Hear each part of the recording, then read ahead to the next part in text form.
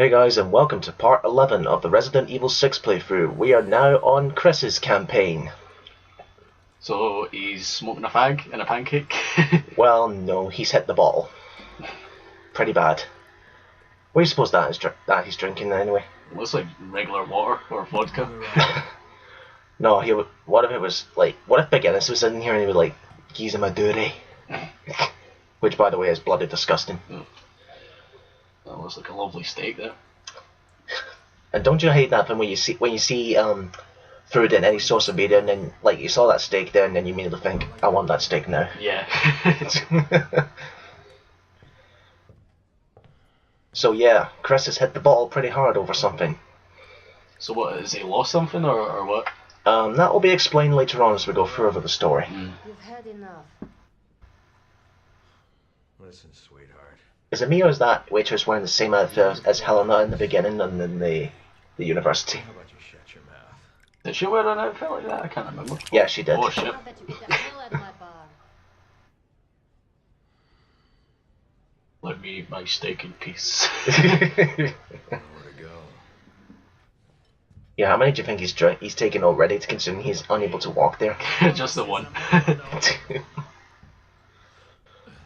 It's kind of ironic actually, if you remember back in Resident Evil 5, the last time we saw him he was flying happy in the helicopter. Now we see him here. It's like, what the hell happened? So something bad must have happened. Must have, I'm trying my best not to spoil this for you because you've never played the Resident Evil 6.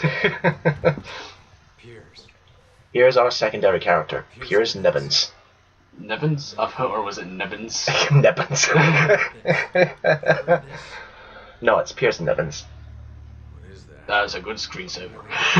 Yeah, I got this free on eBay. Terrorism.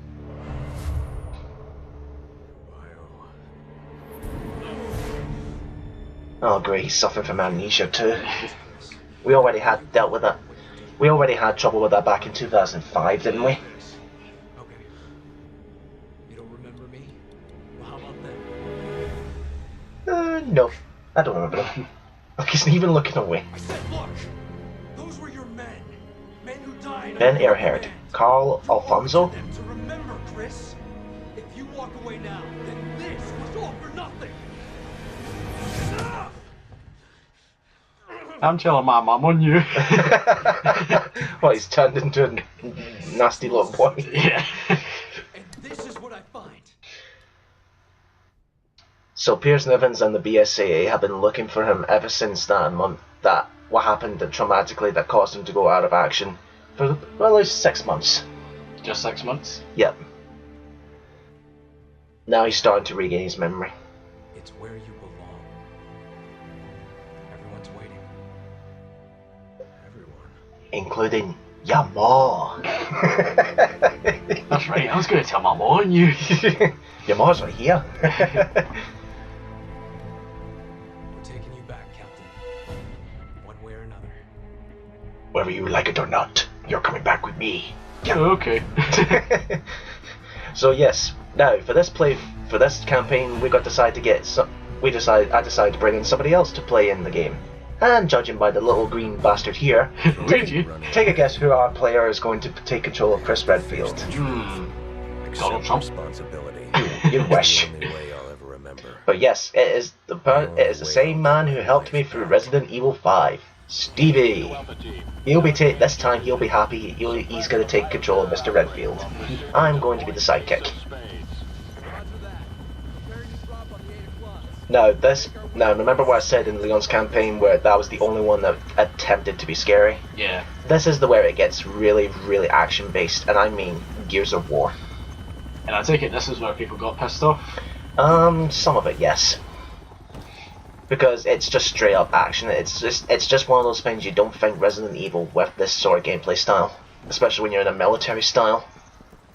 It's like fair enough if they maybe made like a spin-off like this, but not like as a main series. Oh, they tried a spin-off, Umbrella Corps. That failed. Oh, did it? Aye, absolutely terrible. Oh. At least this is some. At least this is. I'd still say this is one of the better co-op games if you have a friend along with you, and you just want to kill a few hours. So what I mean by this being action-based, well, let's start off with the weapons. This campaign lets you get machine guns, handguns, grenade launchers, and sniper rifles right off the bat. And apparently Chris doesn't want to be on the BBC News. Like, what the fuck are they doing there with all those explosions and that? News reporters, they'll do anything to get a story. See, Lois Lane. Always putting herself in danger for a news story. Yep. Superman's like, oh, for fuck's sake.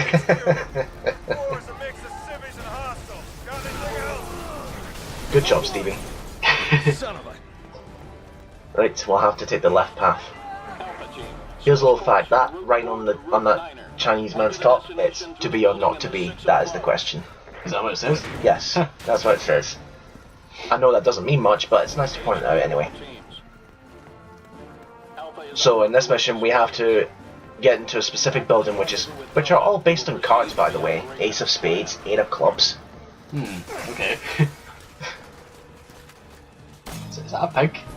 Yes, these are dead pigs for the meat, for the market. And anyway, I should explain what the BSA emblems do. These emblems that you can shoot throughout the entire campaign, there's 4 of them per chapter. What they do is, besides giving you a trophy or achievement, they unlock files, and they're based on like a column database. If you unlock 4 along or 4 down, you can end up with a figurine of a creature or one of the characters. Okay. Indiscriminately. There's no reasoning with these bastards. And yeah, with every campaign, the heads-up display is slightly different. In the case of Piers and Chris here, it's styled like an AK-47 magazine. An AK-47 magazine. Yes. Here's your new creature, Juabos. I thought you were going to say Jabba the Hutt there. No. These are going to fuck you. No, these Juabos are still affected by the C virus, except they're being ejected needle-wise, not by gas. And what they do is they grow multiple eyes on their face, but they still gain human intelligence, and by that able to communicate, coordinate attacks, and use weaponry. I see. So that's pretty much that. But then when you think about that, it doesn't really make them scary, considering you're just essentially fighting an enemy recon team. Only with a hint of bioterrorism in it. And yes, this campaign was brought to you by Mr. Michael Bay. Mr. Michael Bay. With all these random explosions all over the place. You gotta love how we've got an entire group of men and only 2 of them are going for the boxes. So Piers Nivens is basically Chris's second in command of the BSAA. But of course I'll explain in a flashback, which we'll get into later on, of what actually happened 6 months ago, which caused Chris to go straight to the bottle. A little rusty, but it looks like all that training's kicking right in. Can the chatter. Here's another thing as well, between campaigns you only get 2 types of grenades. So like for Leon, for example, you'll get incendiary grenades and the remote bomb. Here you get flashbangs and hand grenades. Oh jeez. A little bit of a wrong sound effect there if you paid attention. That you would have expected explosion, but no, you throw a grenade, glass shattered. I was wondering, like, why is there glass shattering? Show you again! Man, that fucking hurt. And there's a bit of detail is here as well. And throughout the campaign, you could still communicate with your partner if, say, you don't have a headset or party chat, by pressing the circle button with response to actions. Chris here gets unique dialogue where he's slightly drunk. He's slightly drunk. Yeah, well, considering he just came straight out of the bar.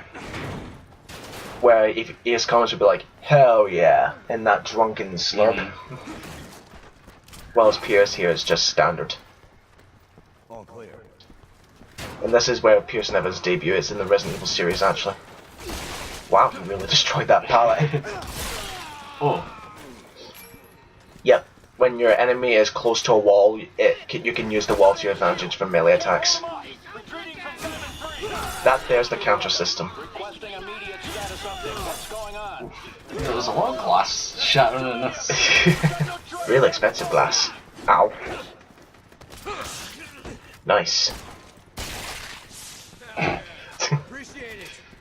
Anyway, the counter system, basically you press the R2 button the millisecond the enemy is about to hit you, and like the name suggests, it counteracts their attacks. This is something that me and Stevie both learned a lot from the Mercenaries, which makes a return in Resident Evil 6. Is that one of your favourite sort of like modes? Yeah, the extra modes, especially with me and Steven. I think in total, the both of us, I think we put more hours in Mercenaries than the campaign.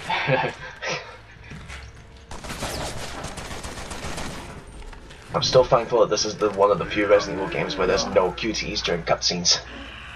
Is this like one of the very rare times? Yes. Because I don't recall there was QTEs in Resident Evil 7. Mm-hmm.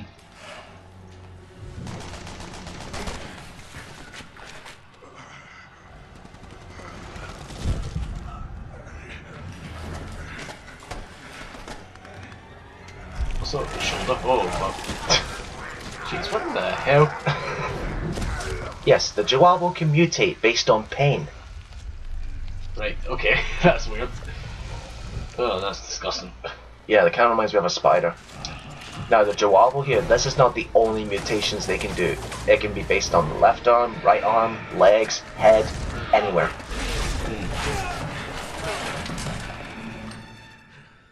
Like, for example, there's one later on where if you shoot the head, sometimes if you shoot the head, you would expect the head to blow off and that's it. But no, sometimes they can grow beetle heads.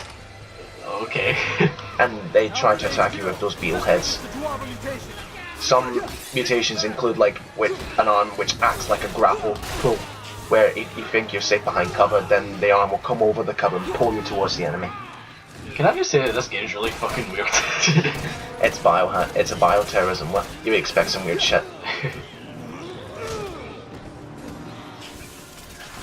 Now, the Shoryuken move that Piers does, that's basically what the game calls a coup de grace, which every character has. It's basically their most powerful melee. Oh, okay. So in the case with Piers here, it's a Shoryuken. For Chris, it's just basically a punch, which kind of reminds me of when he used to punch boulders. It's never going to go away soon. Just hunker down and pick a target. Yep, see what I mean? Straight out of a 3D Gears of War style game, Yeah. not Resident Evil. I bet people were like just sitting there thinking, what the fuck is this? Aye.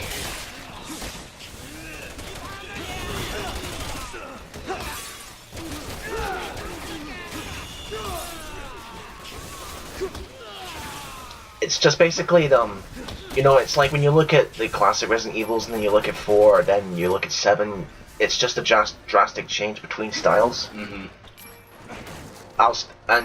I'll still go on and say it right now, Resident Evil 6 is the weakest. It's not terrible, but it's not great either. Well, I can tell that there probably is a lot of people that really hate this game.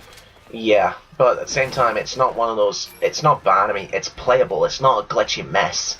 But I think the problem is that the Capcom here, during the development, they tried to please every criteria of fans. Mm-hmm. Like there's some that like the classics, some that like the 3D action, like 5 and 6, like 5 had.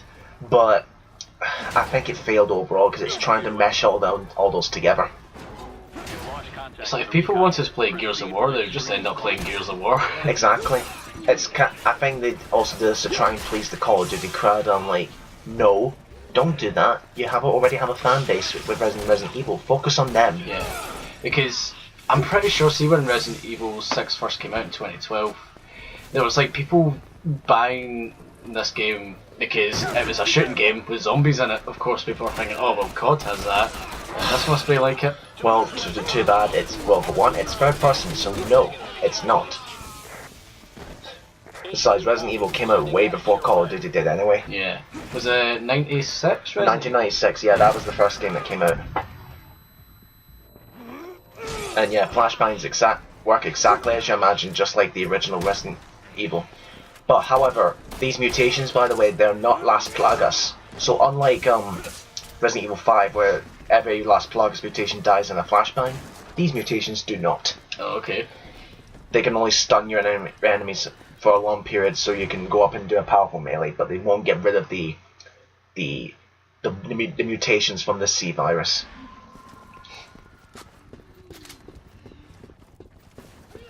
What is that?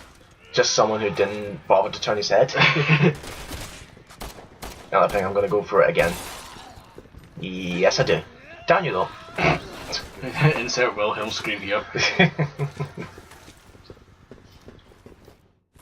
Now, what's unique about Pierce's assault rifle? Excuse me. This Pierce's assault rifle is basically it has two modes of firing. You can fire single fire or you can fire rapidly. You switch modes by aiming with the L2 button and pressing the triangle button. Right. Okay. You can tell by the little blue icon on your heads-up display. These guys are annoying as well, especially when you want them to go down, but then all of a sudden a mutation comes out of nowhere. Steven's weapon with Cress is one of the most powerful weapons in the game, and only he gets it. Of course. It's basically, well, the weapons are not really creatively named actually. I mean, it's literally called assault rifle for special tactics. I'm like, really? Especially when you look at the shotgun and when it's called a shotgun. Yeah, it does what it says. Exactly. So now we have to go through the rooftops to get to the Eight of Spades building. And yeah, it's not just our mutations, by the way, with these Juavo. You'll see more mutations as we go pile through these creatures. And there's actually multiple forms of those mutations. Like I said, one will be a grapple pull. Sometimes the arm can transform into a shield. Okay. And there you are, moth wings. And they come from the legs, so they're flying upside down. They're flying upside down? Yeah, but they've got a moth head that replaces their legs. Oh, alright. With moth wings that fly. And not to mention later on, if you remember the cocoons that we briefly saw in Leon's campaign, if these Juavos sustain more damage, they can transform into cocoons. And just like butterflies do with caterpillars, well, caterpillars do as butterflies, you know what I mean, but they can hatch into something else entirely. And we'll see more of them later on. We only saw cocoons briefly in Leon's campaign because they were focusing on the zombies. Can I just ask, how did they survive that? Plot armor. Remember?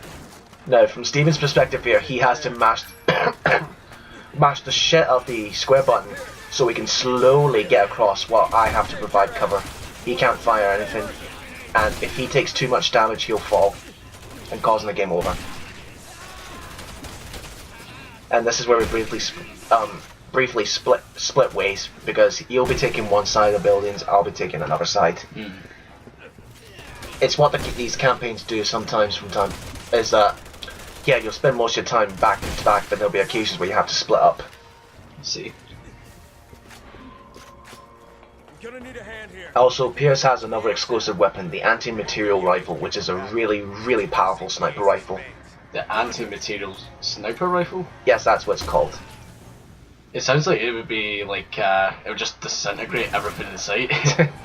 Well, it kind of is, considering that only he gets to use that weapon. And what also comes with it, an infrared scope. Can I get some cover? Which I barely use. No problem, Captain. Only use it a few times, but not constantly. And it does what it says you would think it'd do.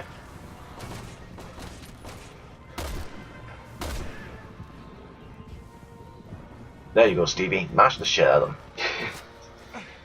Another thing that Chris has is that he also has a combat knife, which is more like a mini sword than a knife. And he can do some unique animations with melees where if he does a melee from the back of a certain Juavo, his killing blow will be taking the knife and then slicing the throat. Sounds pretty brutal. Hey, you already said that this game is freaky. Yeah, it's weird. HQ to Bravo. Alpha needs to move out to Ace of Spades. Can you relieve them? No, where's my box of donuts? En route to assist. On route to McDonald's now. And then we're off to Chips Chippy. And then Cinnamons. Oh yes, Cinnamons. Oh, don't forget about the Wesker's deal. Yes, it's kind of weird actually playing, because ever since the very beginning, Albert Wesker's been like the big bad of the entire series. But after Resident Evil 5, which they confirmed he's dead. So he's no more? No more. Or so they think. As Capcom like to tease they're bringing him back. I bet he's like a fan favourite, so that's why they're hinting at it. Probably. Well, he is one of the most popular characters. But it's kind of like that thing where you have a popular character, but then in order to continue that praise, they bring them back in the most silliest way, like say, oh no, this is Albert Wesker, but it's a clone. Yeah. Kind of like how Starkiller was in Force Unleashed 2. Guess it's just the two of us. Wow, that was so powerful. I smashed not the vase, but the table itself. Oh, it's that damn moth thing. Yeah, they fly. When you throw a flashbang, they are stunned and they collapse on the ground and then they wriggle in pain. But there is a unique animation which is very rare, where you can go up to the legs. You hold them down with one. Your character holds them down with one foot, and then you wrap the moth wings around your arm and you literally pull them off, and that causes it to die. Okay. But, you know, just like video game budget, when the enemy dies, their bodies disappear, so they don't have to use that render technology to keep them there. Because I would imagine if they constantly did that, the game would crash. Stand by for instructions. Good. I needed a break. Right, we can get a breather. Let's Have see a how... Kit Kat. Yeah. Oh, that didn't even last 2 minutes. Right, at this point we have to defend ourselves until backup arrives. So it's another endurance sort of round. Exactly. Against the same enemies we've been fighting the entire campaign.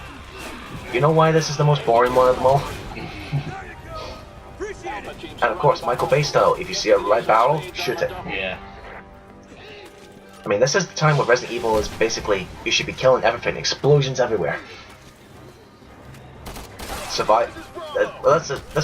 no such thing as survival action, isn't there? I'm not sure. Alpha team man. Roger that. We'll do what we can until you get here. Yeah, the weapons that the Joao can use when they're not mutated is basically like a evil military. Machine guns, rocket launchers, Gatling guns, and machetes. Okay. I have no idea what language it is they're speaking. That could be Chinese. I'm not sure. That is one of the most powerful moves, that particular arm. You can see that the health... Excuse me, I'm suffering with a cold. But the heads-up display, that your health is displayed in cubes. And yeah, this is an awesome counter. Anyway, your health is in each of the characters' heads-up display, your health is displayed in cubes. So say you've got 6 cubes, you're full health, 1 cube you're danger. That particular arm, that could take, like, depend on the difficulty, but since this is on normal, that me and Steven are playing that, it can take 2 blocks of health. But don't get me wrong, there are some enemies in here that are insta kill. Do we have to kill? Where the hell's that backup? And what we do is that's basically a move that both me and Steven learned from Mercenaries, where you quick shot the enemy, then you go for a slide, which causes them to be really, really stunned for a long period of time, and then follow with a coup de grace, and that's it, done. Was that like a pair of legs on fire that I just saw there? Yeah, it's the muscles going down. When the Joavo dies, the C virus consumes its host. Oh, okay. Choose your Destroy the evidence. Yes, essentially. We can't prove our existence, even though we have got our military's attention.